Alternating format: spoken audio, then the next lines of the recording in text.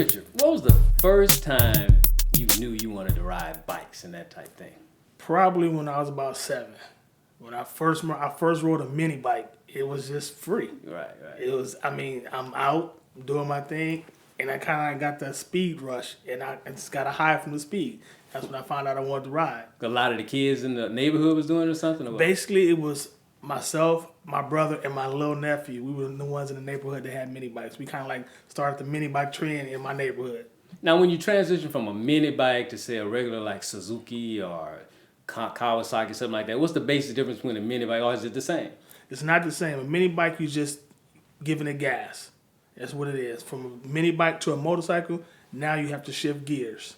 You have a clutch and shifting gears. 1 down, 4 up, 1 down, 5 up. It's totally different. It's like driving a stick in a car. Right. Now, after the mini bike, what was the first like real bike you owned? 10th grade, Yamaha Endura street and dirt bike. Now, why did you get that? It was a Christmas present from, I was riding bikes. Mom's like, you like riding? She brought me a 125 Yamaha Endura, brought my brother a Yamaha 80. Cool. Now you guys basically taught yourselves, or was there one particular person in the neighborhood that taught you guys? It was my brother-in-law, my sister's husband, and he was one of the coolest cats around. And he had his bike, and he asked, did you want to learn how to ride? Couldn't touch the ground, but he used to put us on the front. He would hold it up, and that's how I learned how to shift the gears and do the clutch. Now, what kind of bike he had? A Kawasaki KZ900. That's when I first learned. It was green and brown. Now, how does that? I've always, I hear him talking about a 500,000 or whatever. How does all that work in terms of those numbers? It's basically the motors in the CCs. A 900, you got 900. Start off with 750, 900. And then now they have the street bikes, the crotch rockers. They start off with 650. But back in the day, the 650 now will max out to a 900. They're very fast now. Now, when somebody first starting out on the bike, let's say they 13, 14, whatever, want to ride a bike, what's the best recommendation in terms of what size they should get? I say, it doesn't matter what size. I say it's the type of bike. I would start with a dirt bike. Because if you fall, you're not going to break anything. Oh, okay. If you fall and you go down, just pick it back up and get on and start all over again. Right. Other than a regular bike, now you got your lights. You got headlights, blinkers, mirrors, all that stuff. When you break it, now you got to fix it before you get back on it. Right. Now, at some point, you made the decision, hey, I'm going with Harley. So why did you want to make that switch? Back when Biker Boys came out, I went to the movies to see Biker Boys. And after I left the movie theater, I was going right to the Suzuki dealer to get me a Suzuki. Right. My buddy Darren called me and said, man, don't get that. Get you a Harley. Because he had just got a Harley. He was the first one that had one. So he's like, man, you don't want that go fast stuff. You're getting older. You want to cruise. You want everybody to see what you got. And that's why I decided to go with the Harley. So D-Dub convinced you to go with the Harley. D-Dub. All right. Now, you made a statement one day. Sometimes people say certain things and just stick with it. I heard you say one day, loud saves lives. What was that all about? Basically, as a rider myself, when I'm on the freeway or in regular traffic, you got a lot of these crotch rockers, they enter the speed thing, and they in and out of lanes, and you definitely don't hear them. If you got your music on in your car, truck, whatever, you don't hear them. Now, on a Harley, you got those pipes. Those pipes is a distinguished sound. Right. It gives me chills when I hear it. And like I said, loud noise save lives. You hear them before you see them. Now, do certain cities have different requirements on how loud a Harley can be? Yeah, Orange County, Newport Beach, they have a noise ordinance. It's so many decibels that your bike can't be louder than. But to me, like I said, personally, it's a safety issue to me. Right. But how's a cop going to judge if that's too loud? Do they have meters that they can? They actually have a meter. Oh, okay. They actually have a meter. Now, what they hear you think is too loud, then stop you, then they put a meter on it? Yeah, they'll do that. And plus, they won't even see you. They'll hear you first, track you down, and they break out that meter. Okay, now you got a fixing ticket. When you get a fixing ticket, it's a whole lot of issues to get that corrected.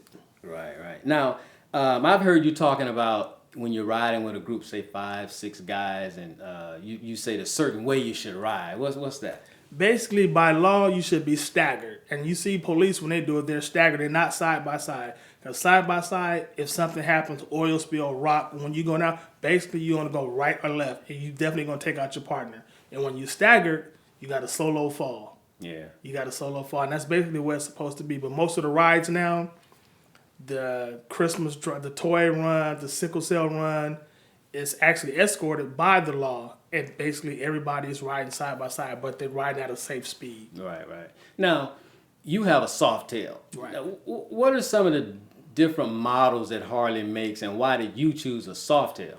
I chose a soft tail because of the fact that soft tail to me is a low rider bike. It's kind of like, as they say, gangster. You can do a lot with it, and it looks good. My uncle back in the day, he had a FLX, which was the ones with the fairing, the music, and the bags. But basically, what those bikes were touring bikes. So if you go from one state to another, you put your clothes, everything in those bags, the saddlebags and the tour pack. That's what they were, touring bikes. But now it's become a fad to where everybody wants the touring bike, but they're not using it as a touring bike. It's a show bike now. Right. What are some of the difference between like Softail, Road King, Street Glide? What are the basic difference between those? Softail is basically, they have the Softail and it originated as a Softail Heritage, which is no bags, no fairings. It's just a bike. It was a rough ride back then, and now as the years pass by, it's much smoother rides. Rubber mounted frames, but you don't have any carrying bags, no luggage. But then you got the Road King. Road King can look just like a Softail with bags. They do put music on them, but it's not supposed to. And then you got the Street Glide and the Road Glide. Full fairing, trunk, saddlebags. They come with music already. But when you get it, you're going to dress it up. But then you have like the Street Glide, which is a stationary fairing. Most guys that don't know how to ride a bike, they transfer from the low rider deal to the motorcycle deal, and they get the Street Glide with the stationary fairing. When you're making your right or left turns, the fairing doesn't move. So you can overturn, and a lot of guys had accidents like that. Yeah. So if you don't really know how to ride, I suggest not to get one. Right. Now, let's say Softail went out of business. Not out of business, but they stopped making a Softail, and you had to get another bike. What model would you go with? I will probably get a dresser, a full dresser. The fairing, batwing fairing, of course, because the batwing fairing, I just like that look. And the batwing fairing is a little different from the stationary fairing. Road Glide is like, it's just, a fairing just kind of like a slick back, but it doesn't move. And that's just the look that I like. Right. But I would probably get one of those. I mean, picnic-wise, you put your blankets in, lunch, you and your girl go have a good time. You get cold, you pull your jackets on. Right. And you're good. Now, let's say if somebody just new to it, let's say they're older, 40 or something like that, they want to ride a bike. What bike would you recommend they get? A Street Glide. And why? Because that is more comfortable. So in that age area, most of the guys, they're married. So when they go out with them and their wives, the wives can it's like a couch in the back. You got arm rest, back rest. You just lean back. She doesn't have to hold on. She can just sit, be comfortable. And they have the helmets. Basically, you can have a conversation while you're riding. Right. Now, you, on your bike, and, I'm going to show some pictures of your bike, you did your helmet to match your bike. What did you always was able to do that kind of thing? Or you just say, hey, I'm going to do my own. I don't want somebody else to do it. I had my first helmet painted. I didn't like it was just basically like a police helmet. Instead of black and white, it was blue and white. And I was like, nah, that just doesn't fit my bike and doesn't fit me. I need something to pop. So I painted them myself. Right. And it's the thing about me and my bike. I need to coordinate for me and my passenger. Right. Okay, cool. Now, in terms of somebody new starting to ride a bike, they haven't rid bikes before, how should they learn? Would you recommend them to get a friend to teach them? Doesn't a DMV do lessons and stuff like that? DMV, actually you take your test at the DMV, but they do have a class that you can take. It's a 3-day class. But I had 2 friends so far that got bikes. I had to bring the bike home for them because they couldn't ride at the time. Right. And I taught them basically telling them, just like driving a stick, clutch, brake, gear shift. 1 down, 4 up. And basically, when you get that transition down, it's like riding a pedaling bike. When you keep your balance, you can handle it after that. But I taught them to ride at the Great Western Forum. Right. And after they got that, and I said, to reassure you, if you don't think you can pass the test, take the class. And when you take the class, you get your license in the mail. Now, Kerry Singleton was one of them. Who was the other one? Harold Edison.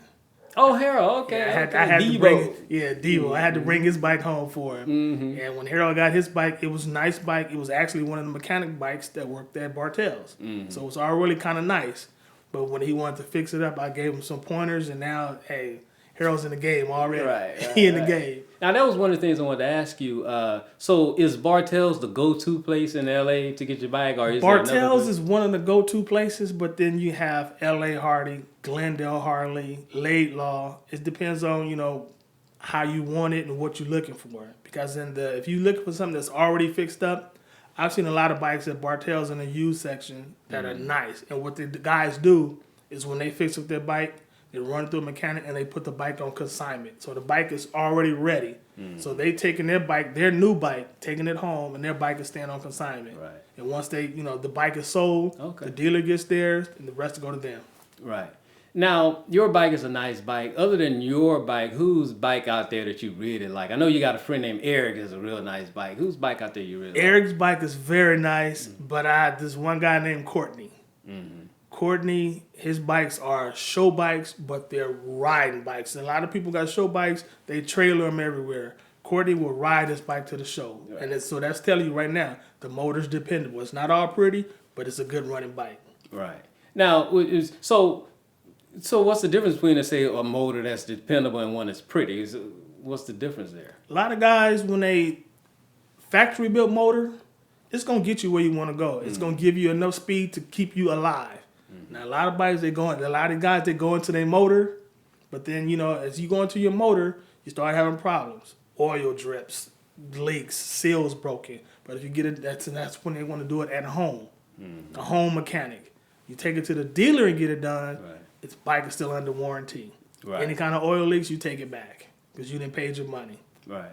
Now, Harley riders, you guys have kind of like a brotherhood. And I heard you talking about one time you would ride going somewhere in your truck, and you saw this guy had a problem with his bike, and you stopped and helped him. Does that help a lot? Happen a lot with Harley riders? It happens a lot because, to me, it's sort of like a fraternity on wheels. I mean, you don't have to know anybody, but if you're on the ground, they're on the ground, they're definitely throwing up the sign, hey, what's up? Like that. I've helped a guy out before, like I said, in my truck, and I saw another guy. I was on my way home. He had like a little small fender bender, so he couldn't ride his bike. So he was ripping the fender.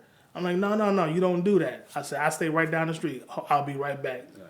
I went home, got my tools, took his fender off, put it in the trunk and car. He rode his bike home. Right. I didn't know this guy from Adam, but it's just like I said, it's a brotherhood.